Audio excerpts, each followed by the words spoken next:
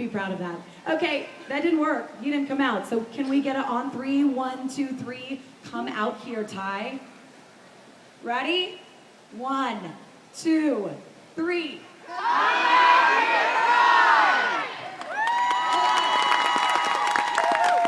Ty Pennington, everyone. Hello, Utah. Thank you, Isha. So, hi, everybody. It's really me. Look, I'm not a cutout. I'm actually three-dimensional.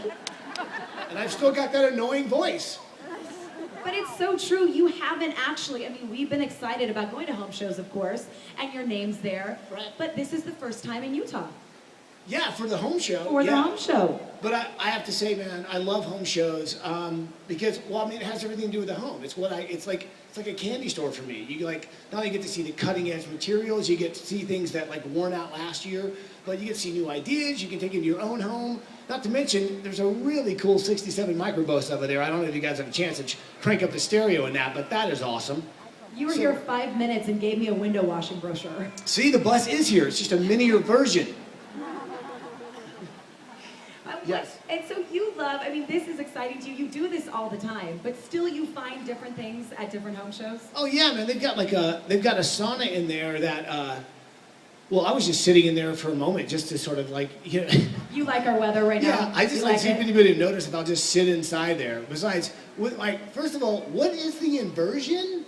And like, I had to sit in there just to get away from the inversion. How are your lungs? Are they burning? They're fine, but I've never been to any other town that has its own weather condition called the inversion. It's like, come by. You should come down, but don't come when the inversion's happening, man. Then you won't be here for a while. Yeah. I'm not coming back. Ladies and gentlemen, Justin Bieber in the inversion. It's like the backup band. Weren't you with him last night? Yeah, we were partying till wee hours, man. That kid can party. I'm kidding.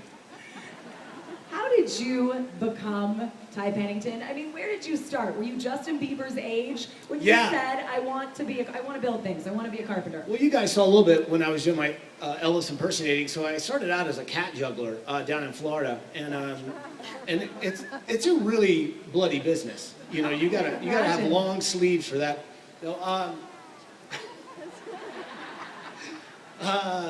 That's a really good question. How did I, well, I guess my sort of passion for design and building came at a very young age.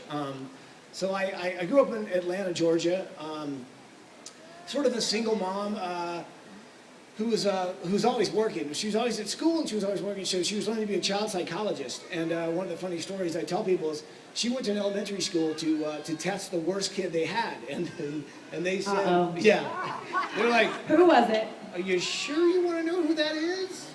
And so I guess they like let her peek into this room, and like within like 10 minutes they saw me just like run up and down naked, climb out of the window, swing on the blind, slap Johnny in the back of the head. So anyway, next thing you know, I'm like being tested with all kinds of guinea pig tests. And my mom had this thing that it was a glass table, and so I had to basically it's like a geometric puzzle, you know, that all these different shapes and triangles or whatever, and she would spill the pieces out, but then you'd show you the shape and you'd have to figure out how to put it back together. Well, like I'd look underneath the table and I figured it out, and I did it in like 3 seconds, and she just looked at me like, but then I do like a verbal or grammar, and I was like, I failed everywhere. So I was good at one thing, like the visual thing, and so that, like, I've always been able to see things three-dimensionally or sort of positive and negative. Anyway, so that's how I started making things. I started ripping the legs off the piano and mixing it with the coffee table and sort of making a whole new piece of furniture. And this was at the age of like 7. And your mom liked that? She encouraged that? No, that's when I started hearing the word "take it outside" a lot.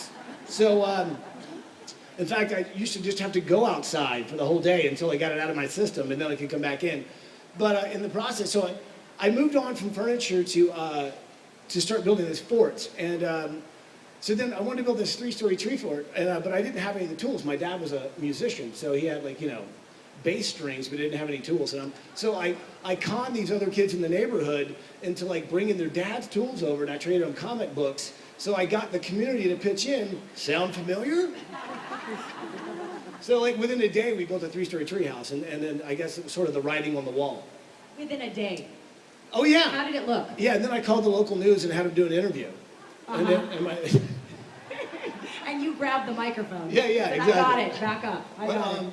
I think that's when, honestly though, I think that's when I realized like if you imagine, you know, whatever you imagine, you can actually build and make it possible. So. Do you have to have a mind like that, a vision like that, or could we do that too?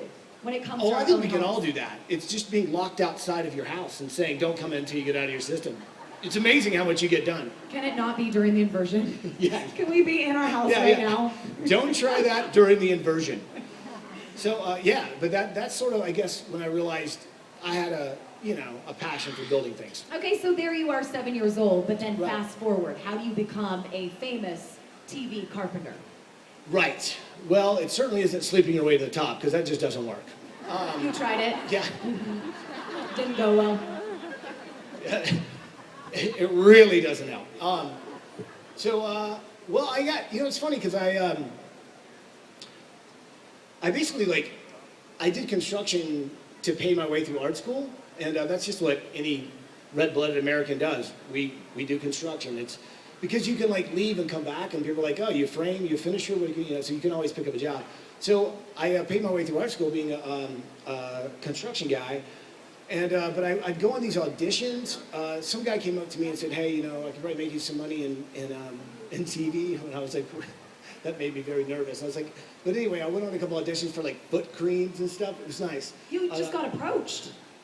Yeah, this guy, it was a long story. Did you have your shirt off?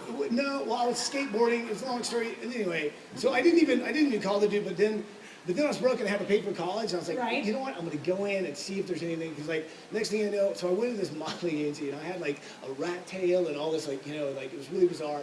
And they were like, dude, what are you doing? I mean, who told you could come in here? And I was like, this guy said he worked here. Anyway, while I was there, this Japanese scout was there, and this guy was looking at me and pointing and laughing, and I was like, why is he laughing at me? And then they're like, Is it a good thing? Well, yeah, the guy says, he wants you to go to Japan. And I'm like, okay. So I went to Japan. You dropped everything. Trust me, and went to Japan. And if that's where you start your career in modeling, it is the most bizarre thing. You're like, wow. So this is what kind of outfit is this? So anyway, and by the way, so you did modeling. Did yeah. we know that? Let me tell you what I was modeling though. Okay. We're not talking Calvin Klein here, okay? What are we talking? What were you modeling? Tool Okay, belts? so actually, that was also a venture into construction because there are these catalogs where they wear these construction outfits, and they're sort of like these baggy pants that get narrow, but they have these shoes that are sort of like snow gloves. And here's why, their scaffolding is made out of bamboo, so they climb on, and it was the most painful thing, and I'm like, this is bizarre. Anyway, that led to a huge career in fashion. So, no, but honestly what that did is because it was the weirdest thing I've ever been involved in, I was like, okay, this is a great way to travel, but this is something not to be proud of. And, but I got comfortable being in front of the camera. I just didn't care anymore. Because once you've humiliated yourself in these outfits that they put you in, you're like, that's fine. You'll do anything at that point. Yeah. Mm-hmm. So that led to me being comfortable in front of the camera. So I went on this audition. I was finally because I'd go on these auditions and I finally told my people, I was like, look, don't even send me out anymore, okay? I gotta make sure there's food on the table. So I started doing I had my own renovation business and it was going pretty well. But they called me up out of the blue and said, hey, look, I know you're not going on auditions anymore, but there's something I think you really should go on. It's for this sort of construction thing, which is right up your alley. Well, I knew the people that were doing it, and so it was the show for TBS, I thought, which was sort of man-made movies, and they were looking for a Belushi type, Ty, you're funny, but we're looking for a more heavy-set Belushi type. Okay, fine. So then I went to this thing, and they were like, hey, so I need you to shoot this tape for that construction show I was telling you about. I was like, dude, I already went there. They said that's not looking for me.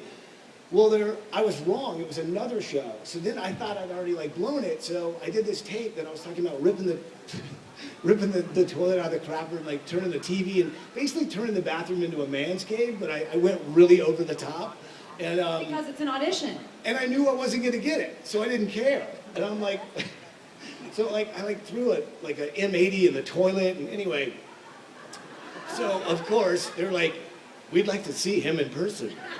And I'm like, really? So then I drive up to Tennessee and I audition for Trading Spaces. And I didn't really realize what it was. And all these dudes I'd known in Miami, they're all wearing these brand new, construction belts that hadn't even been worn before. And I'm like, you just picked that up, didn't you, for this audition? So anyway, So I go out there and I'm with Frank, and the first time I ever met Frank.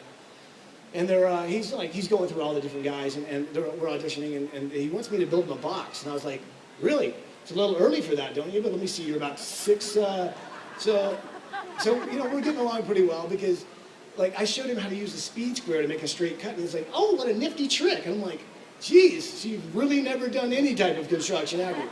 So next thing I know, I got the job on Trading Spaces, and I was like, wait a minute, this is awesome. I get paid to be me? I could be like a smart aleck and build stuff? But then again, I've only got $20 to build 3 pieces of furniture? Great, this is gonna be awesome. And did they give you a script, or was that No, that you was the best ad-libbing? part. The best part was, like, it was sort of my first venture into television, but I learned at an early, like, right off the bat, that, like, I could start sort of producing and just creating drama. Like, I would break things on purpose just to watch Vern freak the hell out.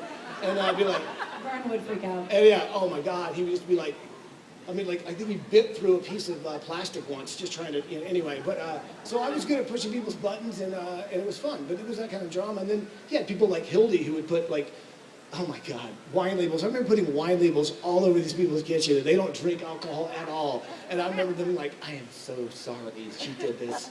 It's TV. And were there moments that you really didn't like how it turned out, but you couldn't say? Are you kidding me? I was like, well, I've always been more of a designer than a carpenter. So then I was like, so this is really what you want me to build? Like, I could do this. No. I was like, okay, that's going to be gorgeous. Yeah, let's do it. And so, yeah, I mean, I would do my best to try and save but then at the end of it, I was like, hey, this is your idea. But, like, I'd see our show, and I'd see, like, I remember Genevieve, who's very creative, but I saw her, like, putting liquid nails on the back of ceramic tiles and putting it down, and I'm like, I'm at home watching, is anyone going to let her know that just shouldn't be done? You know what I mean? Like, and the people are like, oh, yeah, I saw it done on Trading Spaces. It's just perfect. So anyway. That show became a monster hit. Did you It have did. It was any crazy. idea it would blow